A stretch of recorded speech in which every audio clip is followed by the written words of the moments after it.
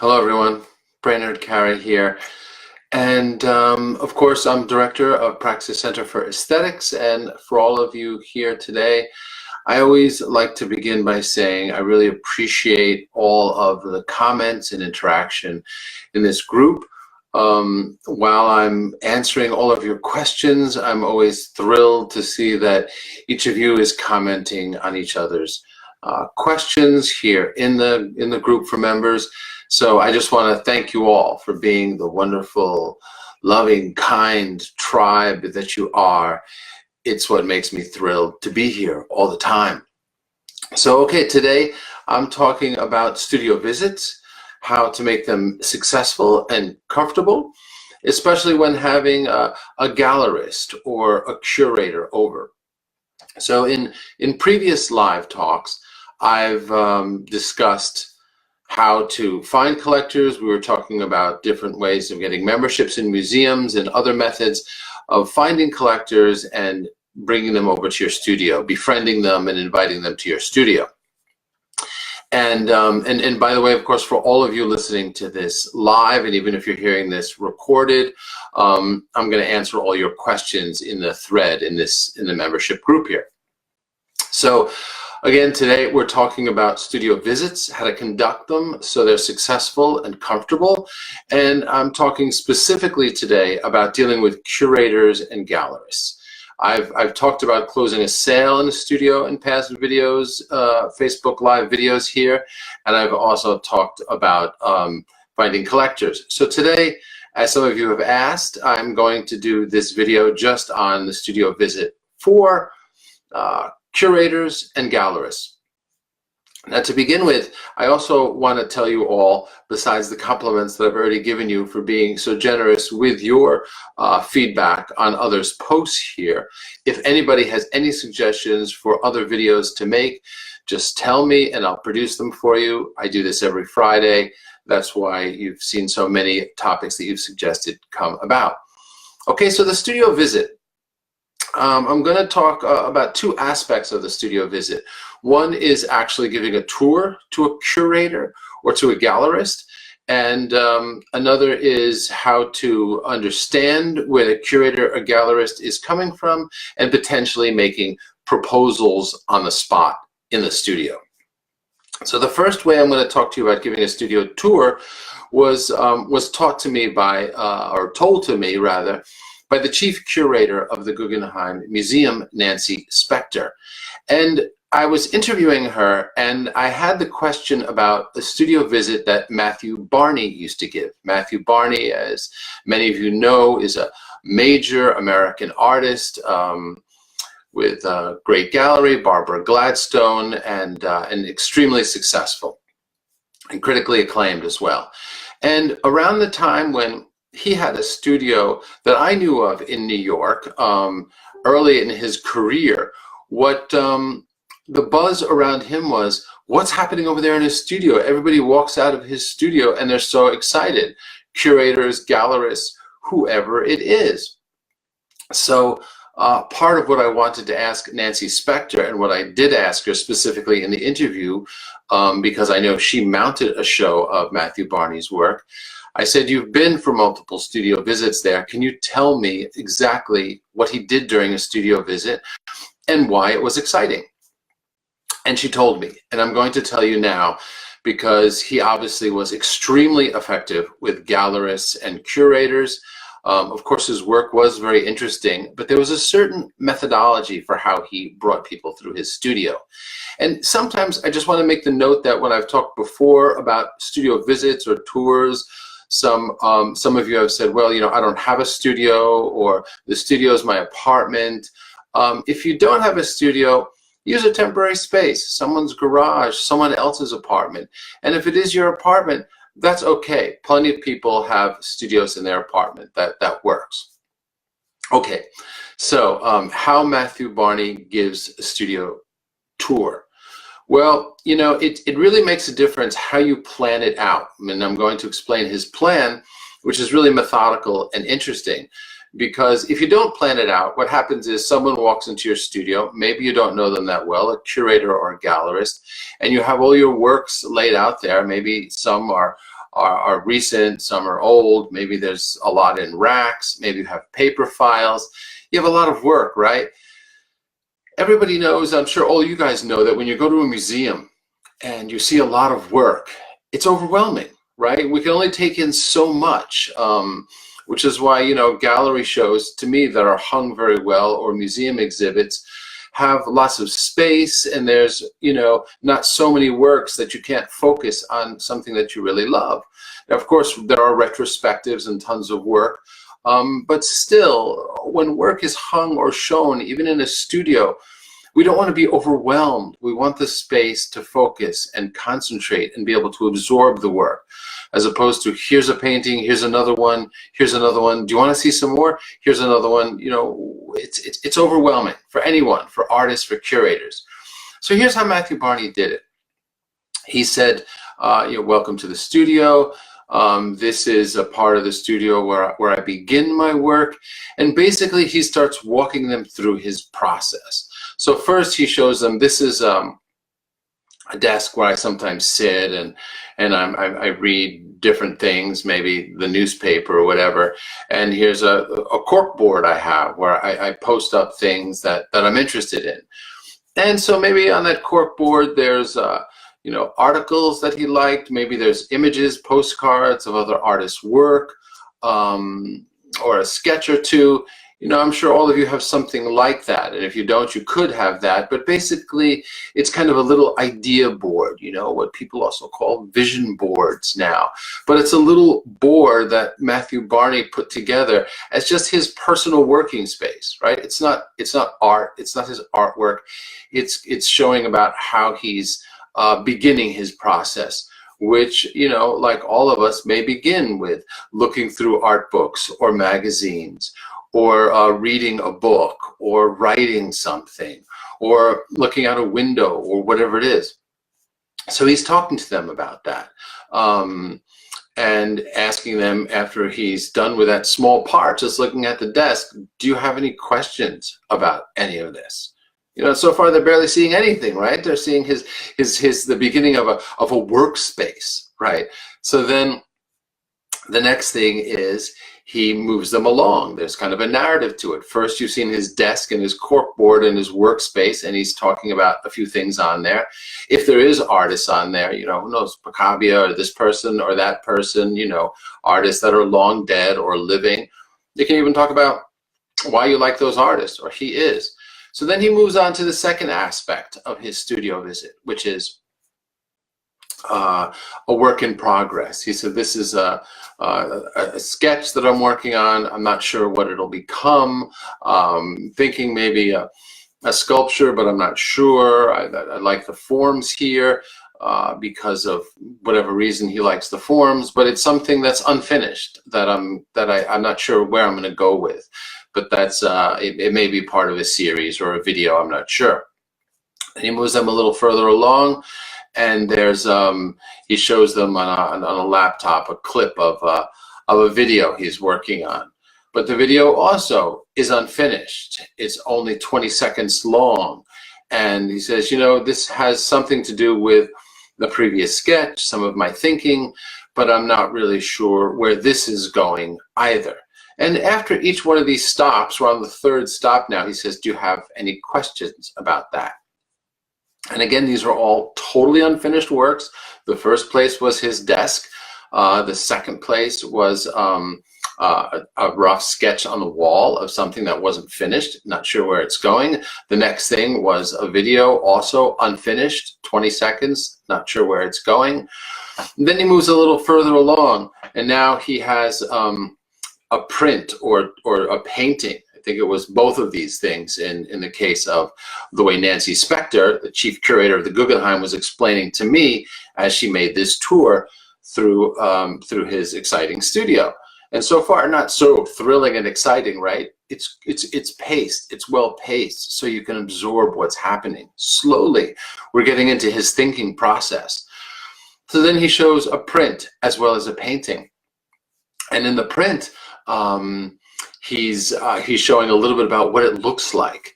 and this is a finished print, and I made it for, you know, this reason. It's an open edition. It's an inexpensive print. Talks a little bit about it and the images in it. Do you have any questions? Then he shows them one painting, right? One painting, or a larger work, and explains that this is something that is almost finished, nearly finished, and perhaps it could also be a finished work. And he begins talking a little bit about what his intentions were in this, you know, whether you're doing a landscape or something abstract or figurative.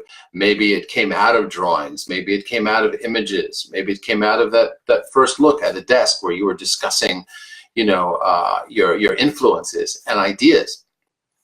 So he's brought them through now like a 4 or 5 step process. The curator or gallerist is following him along. He's given them a chance to ask questions after he's talked a little bit about what are all largely unfinished works, except that one small print and the painting, which is either nearly finished or finished. After that, he takes them into another room where he's experimenting with working in a sculpture. In her case, he was working on using salt and other materials to try to assemble forms with. And he said, you know, and this is a kind of wizard part, right? Especially for Matthew Barney. He's led them up to this point. Now he's showing them how he's using materials that people aren't used to seeing being used, and he's trying to build a sculpture out of it. He's telling them the associations that salt has for him, the historic associations with salt, and that he's building, trying to make something out of this. But he hasn't made anything out of it yet.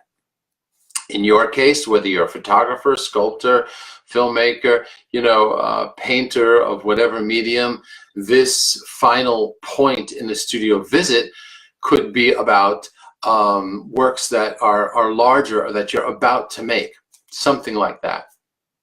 So something that makes people feel a little bit like, wow, that's exciting, that's ambitious, that's what's next for you. So again, he hasn't shown her a lot of images, right? Then he sits down, says, would you like a cup of tea? You know, would you like a glass of wine? Anything like that? Gives her a cup of tea. They sit down. And he says, you know, do you have any questions? Now, this is the point where, and this is part of preparing for it, that I would strongly suggest. When having a curator or gallerist over, research them thoroughly. If it's a curator, find out what shows has she curated in the past 5 years. You know, has she written catalog essays? Read those catalog essays. Know what shows she's curated, because this is what she's been obsessing over for the last several years. This is what she's interested in. If she's curated a show of a living or dead artist, or he, you know a little more about that artist. Take an interest in that, because that's what they love and that is their interest. Know them. Same with a gallerist. If a gallerist, you know, has moved their gallery, has had different galleries, has had shows of artists that you like or are interested in, you can now, over this cup of tea, chat with them a little bit about that. You know, come to them, tell them about what's interesting that you find about past shows they've mounted. If you've seen the shows at the galleries, if you've seen the shows that the curator has mounted, talk about why they were mounted beautifully in that space. This means the world to them, you know, just the world to them, because nobody really gives them that much feedback on that. So, and lastly, this is the point where you can make a proposal. And I'm talking about just you could have a mock-up, but if you're talking to a gallerist or curator, you can say at this point, they've toured your work, you've given them that kind of narrative approach, as Matthew Barney did, starting with a desk or workspace of influences and moving slowly through more unfinished works and a few final pieces. Now you can tell them, would you like to hear about a proposal I have for putting several works together? And most likely they'll say, sure, I would like to hear that. Now, if you know and have researched the gallerist or curator, you also should know the spaces that they have, right? If it's a gallerist, You know his or her space. You've probably been in it. You ideally could photograph it beforehand to help with a proposal, because you don't want to give a proposal that's too big or too small for a space. So let's assume your proposal is a solo show. This is the point where you can say, well, this is my idea for a proposal. It's to have 7 works of that are paintings and 2 sculptures that kind of create a dialogue with those paintings. And if it was in your space, let's say it's a gallerist, you could have just a rough sketch, nothing on your computer or an iPad, just a little rough sketch of this is how it would be mounted, more or less, or this is my idea. Now that's a great way for them to start a conversation and kind of talk to you about this. If it's a curator, the same thing. So, you know, that's the end of the talk. You can chat afterwards. Again, you know, if there's silence in the conversation, you know, ask the curator more about what they're working on next. Ask the gallerist what shows they have coming up that they're excited about. You can even ask them questions that don't directly relate to their practice, like, have you seen any shows recently that you really liked, you know, or read any books that you thought were really interesting? These are all ways of kind of intellectually engaging the curator or gallerist, so you can find out more about them and they're finding out more about you just by your curiosity.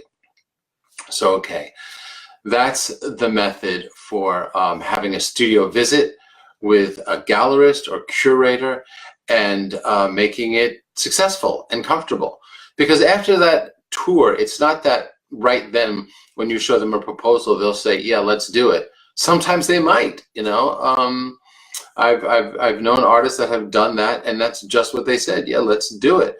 Because what often isn't given in a studio visit is a proposal. And again, you ask, would you like to see a proposal? I have.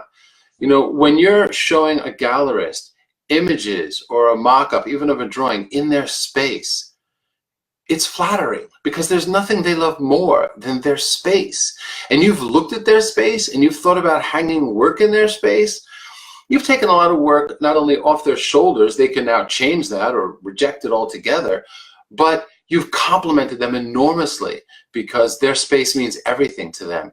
And you've shown how you've thought about their space and imagined work in it. That ends the conversation. Let's keep in touch. I'll see you at the next opening, is what you can say, and then meet them at the next opening. Compliment them again.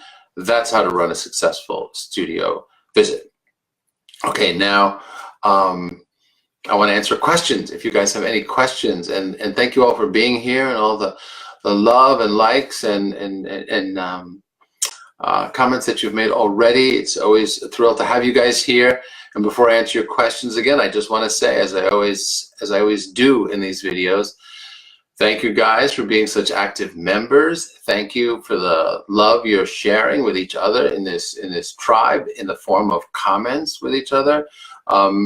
It's always so satisfying to me. I try to comment every day.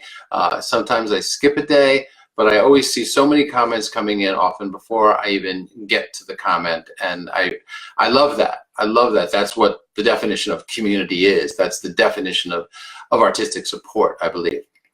So, okay, let's look at your question.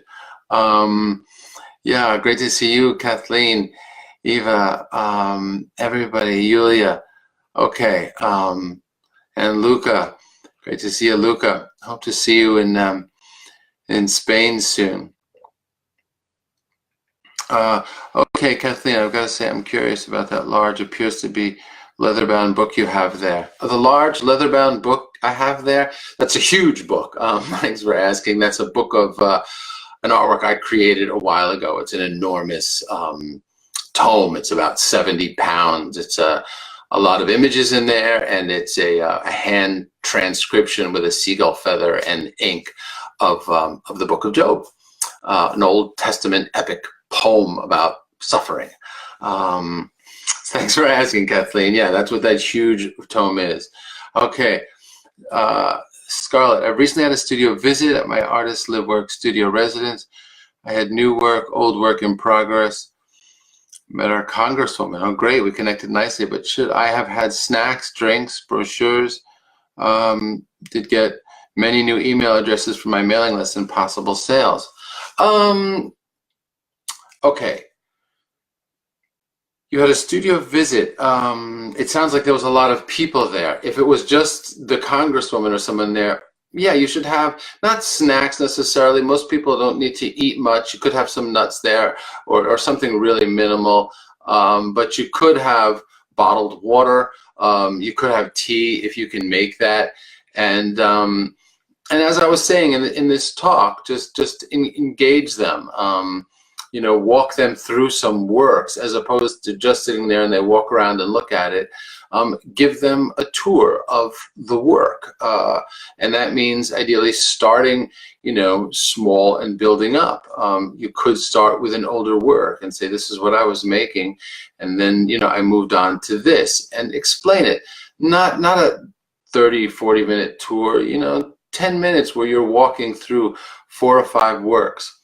Then sit down and talk to them and basically talk business if you want. If it's with your congresswoman or someone else who's interested, then you can, I mean, I'm talking really about gallerists and curators in this talk. But if it's other people, you can, yeah, sit down and talk to them, ask them what kind of art they have in their house, what kind of art they've seen. Absolutely. I mean, ask another question if I'm not getting to that. But you don't need brochures, I don't think. You know, just get their cards. That's the important thing. You could give out cards, but get their cards. Brochures aren't necessary, I don't believe. Okay.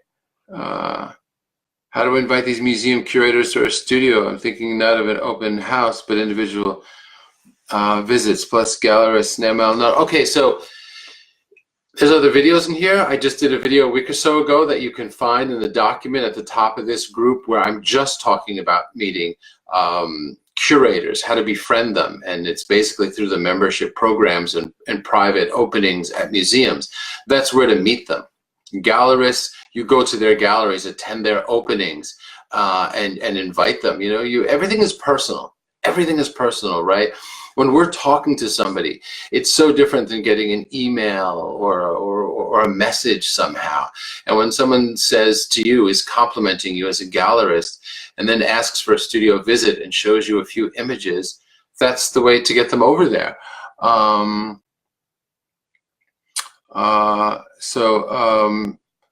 So yeah, I hope I'm answering all your questions. You can ask more, Scarlett. How do I invite these museum curators to our studios? That's what I said. I'm not thinking an open house thing, but individual visits, plus gallerists, snail mail note, Gmail. I'm thinking in conjunction with a solo exhibit I'm having in January 2000. Yeah, so, you know, I don't know where your solo exhibit is, but if you want them to come over and see that, then yeah, by all means, as I was saying, go to their gallery, go to their opening, tell them you're excited about a show you're having, tell them a little bit about it, and invite them to your studio. Okay, thanks, Doreen. Glad you're inspired, and Eve, thanks, so nice. Kathleen, bake cookies. It creates an immediate comforting smell, says Kathleen. If it's a live workspace, realtors do this when selling houses. That's a cool idea, right? So Kathleen says bake cookies. The smell of it is what realtors do to make it seem homey. You know, that makes sense, right? They do that in movie theaters too. It doesn't all, that popcorn smell isn't all natural. They have like aroma diffusers, not really, but there's a kind of a chemical within the popcorn that you know, makes you feel like, wow, we're at the movies. So I like that, bake cookies. Okay, Joyce, my thinking has been not to show work unfinished. Makes me feel not so developed in my thinking. But that's just it. Okay, so Joyce is saying her feeling is to not show work unfinished. You know, really interesting, right? Of course, we all want to show finished work. I remember I was once a studio assistant for the Starn twins, and you know, very well-known photographers at the time, represented by Leo Castelli. And they said that they invited a curator over, and they made their whole studio look like, you know, like you see in the pictures in Architectural Digest. Everything looked immaculate and finished. And they said to them, where do you work? You know, this doesn't look like your studio. This looks like an immaculate show. they wanted to see what was unfinished, where the mess was. So Joyce, yeah, don't hesitate to show unfinished work, even if you're not sure where the direction it's going is. I mean, it's up to you, of course, but as in the Matthew Barney example, unfinished work is talking about, these are how my thoughts progress, right? In the middle of a painting, it's not always resolved yet. It isn't resolved yet. So you can talk about that fact and help them understand artistic process and thought by talking about yours. And an unfinished work is a great way to have access to that. Okay. What about a group studio collector by a collector's group? Very different situation. A group studio visit, Gina, could be done in a similar fashion. A group studio visit, you can lead them through in that same way. Then it's a little more like a docent in a museum giving an educational tour. You're talking about each piece. You can ask if anybody has any questions. People tend to be a little shyer in groups. But that same process can work, again, like a docent in a museum. Afterwards, you can say, please give me your card if you'd like to hear more about my work. I'll send you my newsletter, or write your name down on that pad right there. And if you have any questions, come up to me and ask me. It's a different dynamic with a group for sure. This talk was really more about one-on-one visits with gallerists and curators. Hey, Surupa, yeah, nice to meet you. Nice to see you. Hey, Judy and Joyce. So Joyce, with studio visits, I know I have overwhelmed people with work, but I'm excited to share recent work. Is it a little different with photographs since when finished than it is finished? No, it's really not so different with photographs. And like you're saying, even if you're excited, you don't want to overwhelm people with work, because then it becomes numbing at a certain point, right? Like when I go to the Metropolitan Museum of Art in New York, which is the most voluminous museum I've ever been in, and I want to get to a certain part or a certain exhibit, I kind of go through there with blinders on, like running through exhibits, because if I look at all the shows that are present on the way to the exhibit I want to see in the design section or the contemporary art section, I'll be exhausted. I'll be visually exhausted. I'm sure you've all experienced that, right? We can only spend so many hours, so much time in a museum before getting a kind of a visual and mental fatigue. So even if you're excited, yeah, photography is no different. Don't start going through a lot of images because it becomes overwhelming. Show them, 6 or 7, go slow, and take your time and explain each one. And you can still talk about process. If there were some works that you made that kind of failed, that weren't very good, talk about why an image didn't work. That's an example of kind of unfinished, even photographic work. Okay. Great. Good to hear, Joyce. Eva. Yes, that's true, Eva. Work in progress is better. I mean, it's not that, of course, that everyone wants to see finished work, but work in process allows them to understand your thinking process. And if they understand your thinking process, that gives them an insight into how they would talk about your work. And it allows them to get engaged, really, right? Scholar, our museum memberships start here at $500. That's an awful lot of money. Really? $500? Usually there's at least a $25 thing. For the general public, it shouldn't be $500. Find out about that. Find out if there's lower memberships. I don't know what museum that is, but even MoMA in New York isn't $500. There's $150 levels. There's a lot of different levels. How would you handle someone who immediately asks, "What's your newest work?" I would say, I'm getting to that. I'm going to show you my newest work. Make them anticipate it and wait. It's okay. You're going to show them your newest work. You're just, less than 10 minutes away from that. But they're going to appreciate your newest work more if you walk them through that process that I've been talking about. That'll make them really understand what's happening. So Melissa, I think the mess and process can be the most exciting and engaging part of an artist's life. Melissa, that's so true. As I was saying about the Starn twins and what they told me, absolutely. The mess and process, the smell of oil paint, or the smell of, I don't know what's happening there, baked cookies, but I'm thinking of mediums, and can absolutely be exciting. The mess is exciting. It's an artist process, kind of articulated visually, and I think for people that is very exciting indeed. How would you follow up the visit? Tom, for the visit for gallerists, good question, Tom. Following up the visit for gallerists, or curators, follow up the visit by going to their openings, by going to their gallery or going to the museum, seeing what they've done and complimenting them on it. That's how. You can also send emails, and but the main thing is, follow up in kind. They came to your studio. It's a big effort. They took time out of their day. They came down there. Do the same for them. Follow up and show yourself somewhere where they're having a show. There was one artist in the group that we were talking about how to get to this curator, and it was a curator from MoMA. She was having trouble reaching. She found out where the curator was having a show, and it was just a kind of a small show of prints in a book fair. But curators are looking for kind of gigs in a lot of places. And then she went up, as I was saying in the video then, she went up to the curator and said, because she knew who the curator was, had looked her up, she knew there was an exhibit there. She walked up to the curator and she said, I saw your exhibit and I really love it. Would you mind walking through it and we could talk about each piece? That was the question to the curator. Would you mind if we walked through your exhibit from the artist and talked about each piece? The curator said, I can't imagine anything I would enjoy more. Nobody asks her that. So they began walking through, looking at individual pieces. The artist asked her about them, gave her her feedback. By the end of it, the curator was in love with the artist. She thought, no one ever shows interest like that. So yeah, the way to follow up, Tom, is to visit them and take an interest in them, and you'll start building a powerful rapport, potentially. So yeah, Joyce, that would work for photography, of course. Okay, turning the studio into an ad cover for studio visits. Right, such a wonderful statement.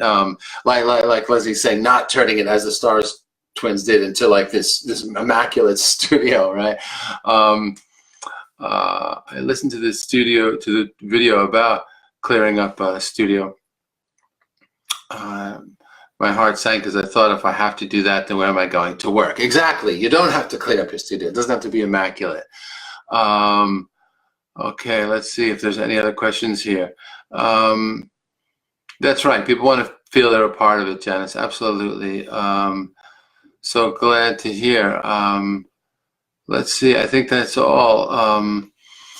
I love the Starn twins. What happened to them? They're still doing work. Actually, when Leo Castelli died, they struggled to get more support. That was one of the first times I began working with them as an artist. I was in the Whitney Biennial then, and they were wondering how I got that. They were mid-career artists that suddenly didn't have their major dealer. And they had to go out and look for a dealer, and it was as difficult for them, believe it or not, even with several monographs written by them and a huge history. They felt like, as a mid-career artist, they couldn't just go out there and say, I was in Leo Castelli, can I show here? That was beyond them. But what I had to explain to them is that's not beyond you. You do have to go out there and you do have to do that. You can, do a number of other things and make proposals to nonprofits, which they also did. And yeah, they've been showing in museums around the world. They're not making the splash that they did, but they're very active. Yes, Gina, I would provide a guest book for a studio visit. Absolutely. Always have something there so people can write their name down. Antonia, what if studio is located in a dilapidated building in a not so attractive part of town? What if a studio is, Antonia is asking, what if your studio is in a not so attractive building in a dilapidated part of town? Still cool. That's okay.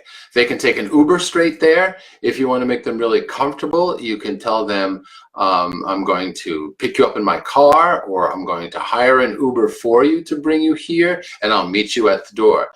Going to a dilapidated building in an area that's sketchy is exciting for most people, right? For curators, for gallerists, they feel like they're getting the real deal here. So, so don't hesitate to do that. That if anything works in your favor, just like a messy studio does, don't hesitate to do that. Absolutely. So let's see. Yeah, guest book idea, definitely. Some people do it with an iPad. You can sign in, but just write your email if you want to get a newsletter from me. Another thing that people can do, which is a little more kind of typical of how to get people back, is you can say, write down your email or leave your card here, and I'm going to give away a free print at the end of a day. People do that in open studios. Leave your card or write down your name. I'm going to give away a free print at the end of a day. It could be something you printed out of your computer, nothing expensive. But it tends to make people want to put down their name. They might get something free, you know, and you could even give it to all of them, you know, as a way to get them excited and to come back to your studio if it's inexpensive enough to print. But that gets people, also helps people to sign their name. Okay, thank you guys. Thank you guys for being here. As always, please consider suggesting more topics in this thread or in a new post. Wonderful, wonderful having you all here in this loving, warm, talented tribe that all of you are. And again, as I always say, I particularly appreciate the support that you're giving each other in here, which is just, I think, critical to an artist's development, having support from friends and comments. So thank you for that. And again, if you're watching this afterwards as a recording, you can still ask me questions as a separate post or in this feed. I try to get to everything all the time. Sometimes it takes me a day or so, but I'll get to everything. It helps if you tag me in it, you know, using the @ symbol and my name. So thank you all, and I wish you a wonderful day. Don't hesitate to ask more questions again. Don't hesitate to suggest more topics for video talks, and yeah, wish you guys the very, very best in your studio practice, and love having you in the group. Don't hesitate to ask more questions in this thread about this topic, or post more suggestions for what you'd like me to make a video about.